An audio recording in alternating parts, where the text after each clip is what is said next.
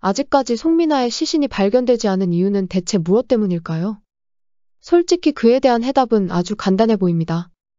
그녀가 죽지 않고 어딘가 살아있기 때문이죠.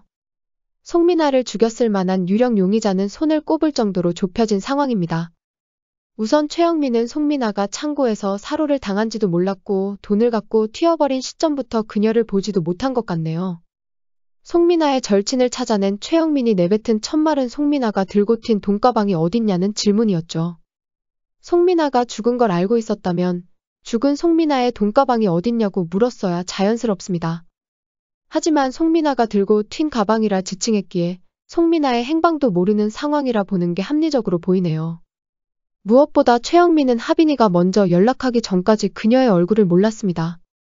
이게 무슨 뜻이냐 하면 송민아를 납치한 하빈이를 도와준 공범이 절대 최영민이 아니란 거죠. 최영민은 송민아가 사라진 11일 그날 밤 외박을 하긴 했지만 결코 하빈이의 납치 범행을 도와준 게 아니었단 겁니다. 즉 최영민은 그날 밤 다른 불법적인 범죄를 위해 외박을 했고 공교롭게도 그날 하빈이는 송민아 납치 사건을 계획했던 겁니다. 이제 모든 범행에서 최영민은 배제되는 게 사건을 정리하는데 편해 보입니다. 최영민은 이미 일어난 사건들에서 콩고물이나 받아먹던 기생충 그 이상 이하도 아닌 인물로 보이네요. 그렇다면 하빈이를 도와 송민아를 납치한 공범은 누구인 걸까요?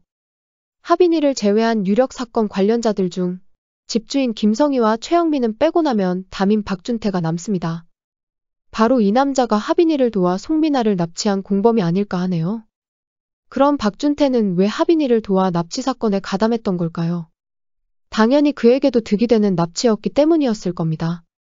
하빈이가 어떤 식으로 박준태의 약점을 잡고 납치에 끌어들였는지는 앞으로의 이야기에서 공개되겠지만 하빈이도 박준태의 구린 구석을 눈치챘던 것 같네요. 두 사람이 그날 송민아를 납치해 죽이려 한 건 맞지만 돌발 상황이 발생하게 됩니다. 참고로 하빈이는 송민아가 엄마를 협박해서 세상을 등지게 만들었다고 생각했죠. 하지만 진짜 협박범은 최영민이었다는 게 밝혀지자 하빈이는 송민아를 죽일 이유가 없어져 버립니다. 반면 박준태는 위기감이 몰려오기 시작합니다. 최영민이 협박범이란 게 밝혀졌으니 그 다음은 이수연을 죽인 진짜 범인이 밝혀질지도 몰랐기 때문이죠. 하빈이가 이 사건을 계속해서 역추적하다 보면 그 끝에 있는 자신을 발견하게 될지 모른다. 이런 이유로 박준태는 송민아를 죽이지 않으려던 하빈이와 반대로 끝까지 송민아를 죽이려던 것 같네요. 사건 현장 근처에서 발견된 렌터카는 박준태가 빌려 운전을 했을 것이고 하빈이와 실랑이를 벌이던 중 사고가 났겠죠. 창고에서의 돌발 상황도 두 사람의 의견 차이로 생겼을 가능성이 농후해 보입니다. 결국 우리가 추리해낼 수 없는 부분은 왜 이수연이 박준태와 김성희에게 살해당했냐는 부분이죠. 두 사람이 부적절한 관계였거나 조건 만남에서 답을 찾을 수도 있을 겁니다. 애초에 가출팸과 조건 만남이란 사회 문제를 소재로 삼았으니 말이죠. 이수연이 나간 조건 만남 장소에 담임 박준태가 있었을지도 모릅니다.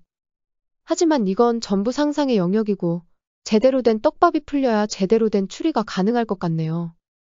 여기서 잠시 이번 금요일만을 손꼽아 기다리고 있는 분들에게는 정말 안타까운 소식이 하나 있습니다.